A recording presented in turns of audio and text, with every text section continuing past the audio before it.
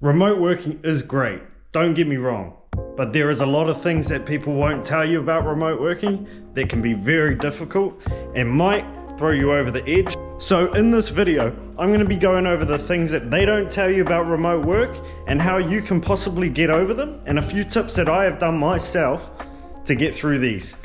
So remote work, you can just be your own boss, no office, no having to go to site, no having to wait in traffic. You can just be at home, be overseas, be wherever you want, and just work on your own hours, kind of without a boss.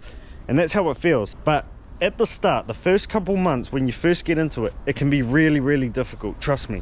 There's so many distractions everywhere. There's Netflix, there's YouTube, there's TikTok. And when you don't have a boss looking over you and you're not worried about someone, you know, telling you to get off your phone or telling you to get off YouTube, that can be kind of easy. So you just kind of do it, and sometimes you lose track of the time and you kind of get lazy and uncommitted to your job, so the boss will start getting pissed off at you basically. So it can be really difficult like that. They'll act like it's very easy and, oh no, the distractions aren't nothing and I can get past those. But a lot of people, and we're all humans, everyone has a certain thing that can distract them. If you're working from home or you're working from anywhere, even if you're working overseas, it can be really hard to get concentrated and stay focused. Another thing people will never tell you is that with remote work, it can get very, very lonely. Now trust me, I've been in this position where I've been in Thailand and I was working by myself, and trust me, I didn't have any friends over there. Not a lot of people spoke English, didn't really know what to do with myself. And so I took it upon myself to actually just go out to a bar, meet some new people. The best conversation starter, by the way, is just to say, where are you from? Easiest conversation starter, boom, you're in the door. And just talk about anything at that stage. When I was lonely like that, that's what I did. I went down to a bar, just went up to someone and said, oh, where are you from, bro?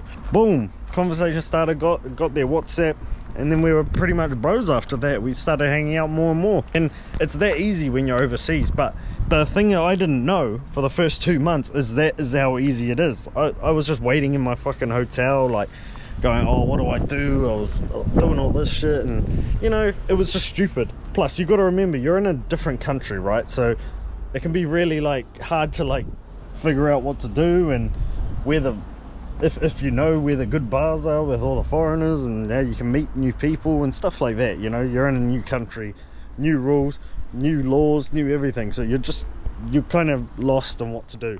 Those first 2 months can be really hard, trust me. When I first started remote working, and this was actually just from my home, not actually remote working from overseas, but this was just remote working from home, and trust me, there were a lot of things that went wrong. I lost a lot of friends because I just wanted to be an introvert basically and stay at home and never go out, and you kind of get into a habit of and a routine of just kind of wanting to stay at home, and I kind of stopped wanting to work out, and you know, there's heaps of things that can kind of get in the way. So the best thing to do for that is just write down a routine that you want to follow every day. And what I do is I have a routine, and I have tick boxes that I tick off once I've completed them, and make sure that I've completed them by the end of the day. When it comes to the end of the day and I see I haven't completed something, that means I get really like upset with myself, you know, like it fucking really pisses me off because I've really set myself to achieve those things. And it's the fact that it's just you and your laptop and completely silence, you know, like usually when you're in the office you can talk to your colleagues and talk shit, have a bit of banter, but when you're by yourself and working remotely, that's never going to happen, trust. Remote work can often mean that people think that you're just always available and you're always going to be around, and they don't take into effect that, you know, like you're actually still working, like it's still work. So people can be messaging you like, you do this, do that, do this, but they don't realize that you actually are still busy doing stuff, and that's kind of can be a problem sometimes. So the best way to kind of combat that is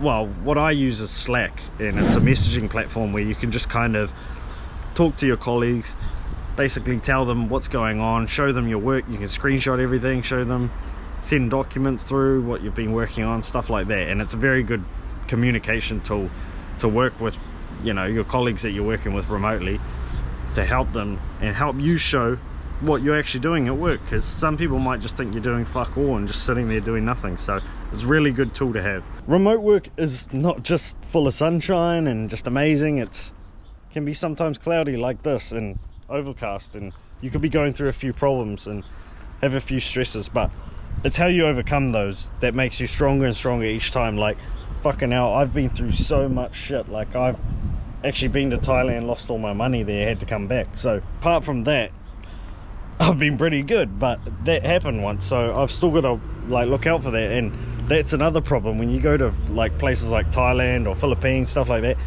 It can get easy to get stuck in holiday mode and just start spending your money like there's fucking no tomorrow.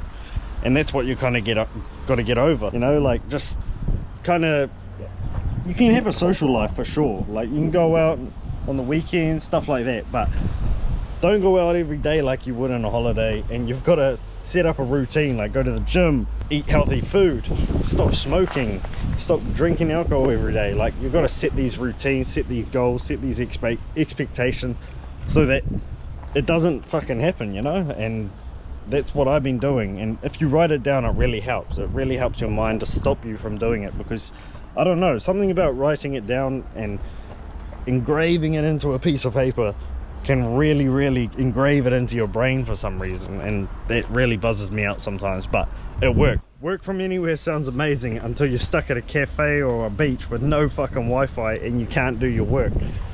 So another way to combat that would be to research co-working spaces, check their reviews, check what they're saying about the Wi-Fi, because it's a big thing when you're fucking doing content creation or when you're doing any type of remote work. Really, you need good Wi-Fi, or else it's just gonna be a shit time. So make sure you do this research.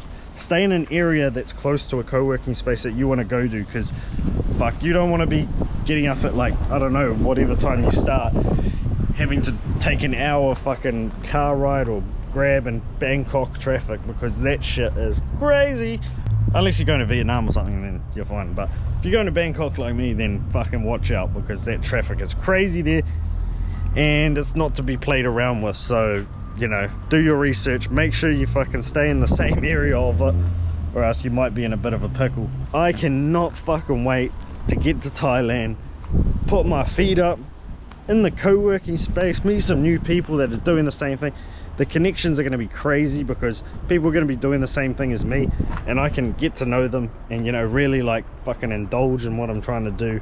They can give me some tips about content creation. Make sure you do your research about the remote work though, because it's not all sunshine and rainbows, and it can be tough. So I just putting it out there and warning you guys.